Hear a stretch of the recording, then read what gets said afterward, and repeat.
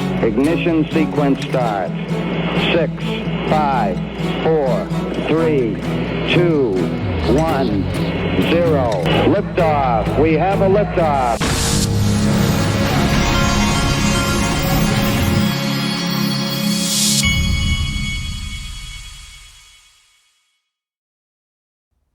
Hey everybody, this is the Digital Asset Investor, and the market is down a little bit today.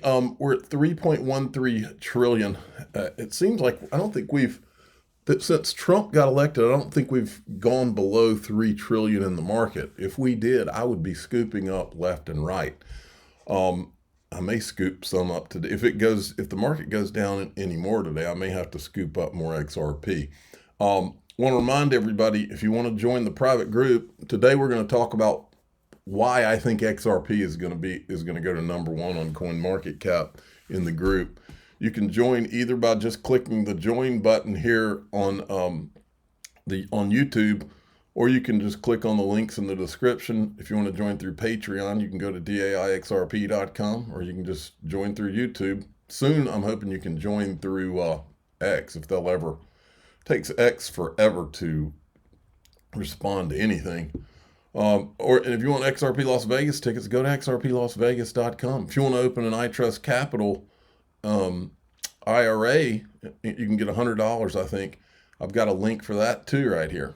They're my sponsor, one of.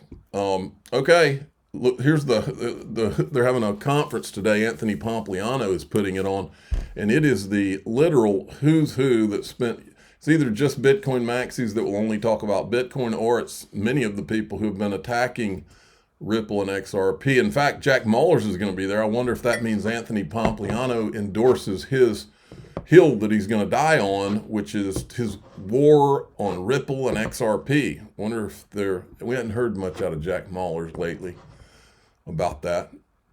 And of course, on cue, CNBC, the Bitcoin propaganda media, they queued up Anthony Pompliano to help, since that's the Bitcoin marketing machine. And I actually make a prediction here. The Bitcoin marketing machine continues. I believe we're close to the moment the script is flipped and the XRP show begins. This coordinated Bitcoin operation is so obvious at this point.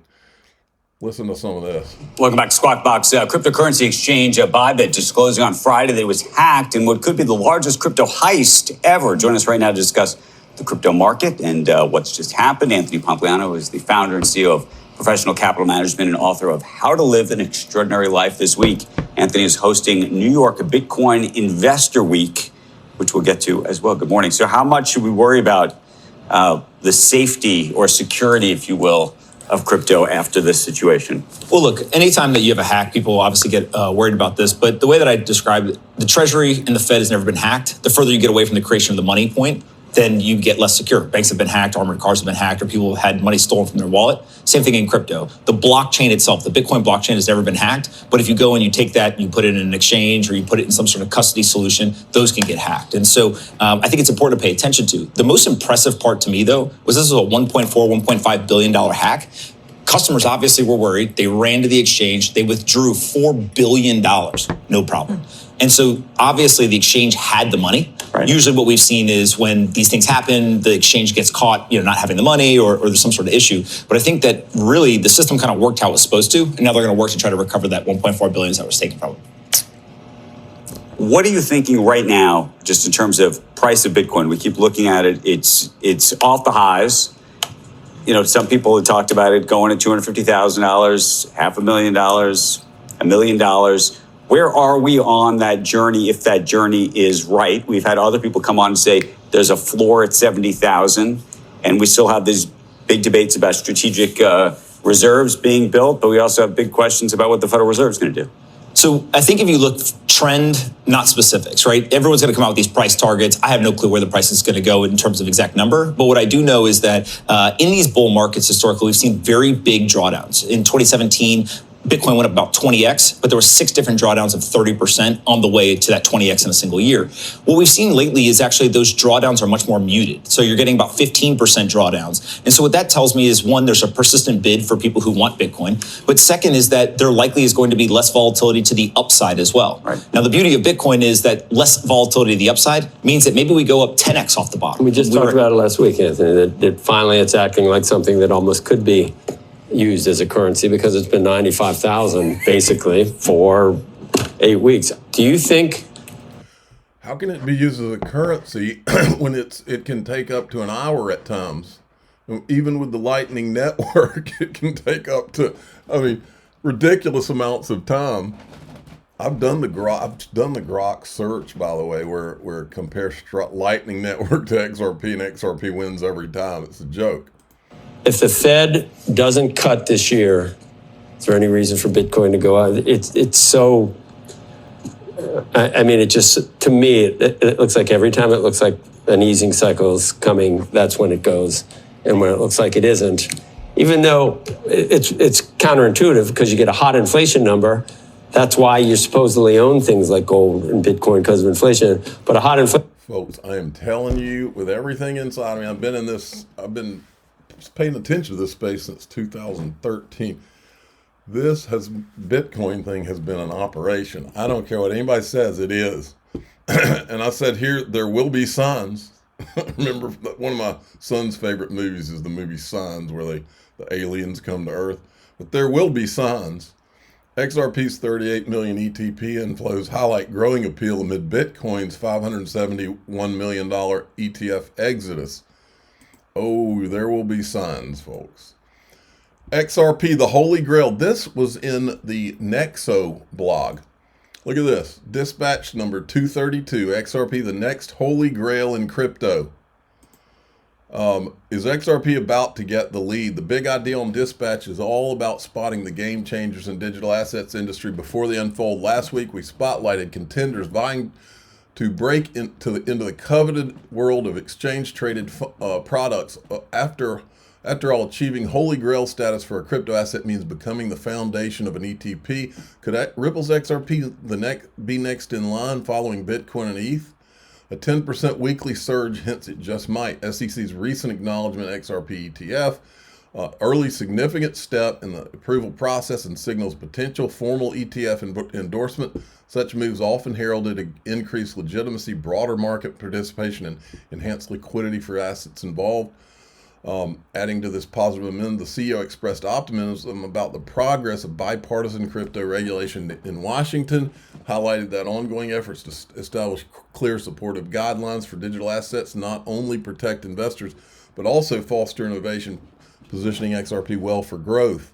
Market projections, Polymarket has an 81% that the ETF will be approved in 2025.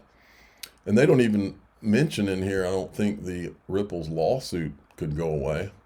But I think, well, actually here, this is, in a minute, I got something from Jeremy Hogan on that.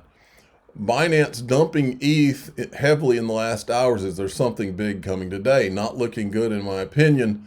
And I said, Hinman IG report? Maybe that's it. Jeremy Hogan said this: an earlier resolution is definitely in play for the Ripple case, but I'm still thinking it might be May or the first half of April. Just a hunch, okay? I don't know if his hunches are based on knowing anything.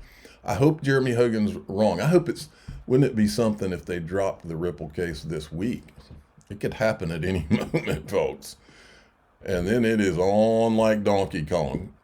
Bitree put this out. Who else is counting down to XRP ETF? 45 days. So the SEC has 45 days to approve or disapprove the XRP ETF.